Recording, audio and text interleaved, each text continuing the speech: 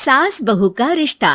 निधि और उसकी सास के बीच हमेशा किसी न किसी बात पर अनबन छिड़ी ही रहती है, जिसके चलते दोनों कभी एक दूसरे को समझने और प्यार करने की कोशिश तक नहीं करती। अरे मेरे तो भाग ही फुट गए जो ऐसी बहू मिली। हाय, मेरी तो जिंदगी बर्बाद हो गई। भगवान, या तो अच्छी सास दे देता या फिर गूंगी। इन्हें मेरे सिर बिठाकर कौन से जन्म का बदला ले रहे हैं भगवान। क्या बोली?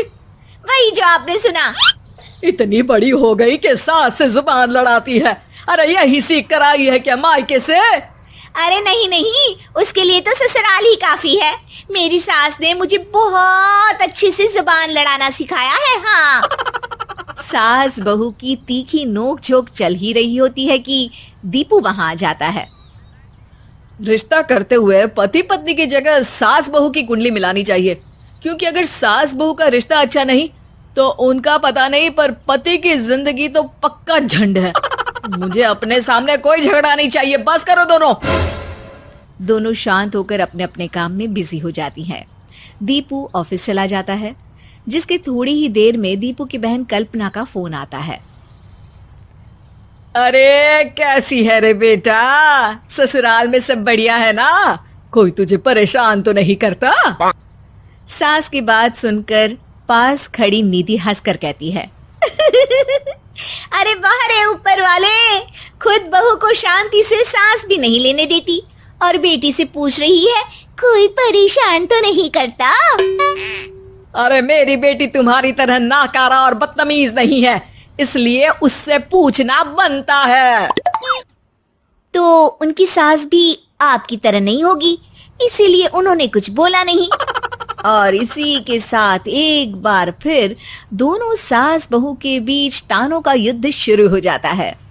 फिर कल्पना कुछ देर तक तो फोन पर सुनती रहती है, पर जब दोनों चुप होने का नाम तक नहीं लेती तो वो चिल्लाते हुए बीच में बोलती है, अरे बस करो, यह फोन कान पर लगाए जब मुझसे आप दोनों की बातें सुनी नहीं जा रही तो मेरा बेचारा भाई न जाने किस हाल में होगा।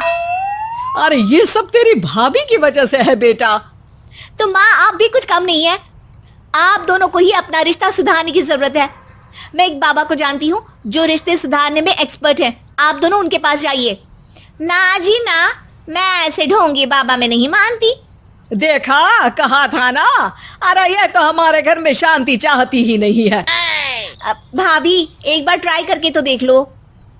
इस पर निधि मान जाती है और अगले ही दिन दीपू के ऑफिस जाने के बाद दोनों बाबा के पास पहुंच जाती हैं।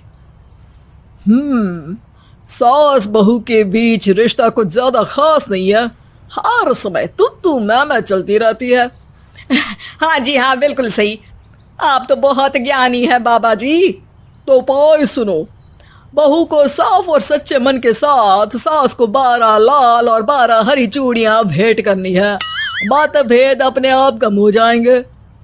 बाबा का उपाय सुन अगले दिन निधि सास को चूड़ियां भेंट कर देती है, लेकिन इससे भी उन दोनों के बीच कुछ सही नहीं होता। अरे पक्का इसने ही किलस कर चूड़ियां दी होंगी, तभी कुछ नहीं हुआ। दोनों दोबारा बाबा के पास जाती हैं। कुछ नहीं होता। तो दूसरा उपाय सुनो। सुबह सूरज निकलने से पहले ही घर की सफाई कर सारा कूड़ा घर से बाहर कर ठंडे पानी से स्नान करना है। इससे दोनों के बीच रिश्ते अच्छे हो जाएंगे। अरे इतनी जल्दी मम्मी जी ही उठ सकती हैं? ये आपको ही करना पड़ेगा। मैं अकेली तो लड़ाइयाँ नहीं करती ना। बाबा का उपाय मानते हुए अगली सुबह से सास जल्दी उठ सूरज निकलने से पहले घर की सफाई कर ठंडे पानी से नहाने लगती है। ये सब कुछ दिन तक चलता है, जिससे अभी भी दोनों के रिश्ते तो नहीं सुधरते, पर सास की तबीयत खराब होने लगती है।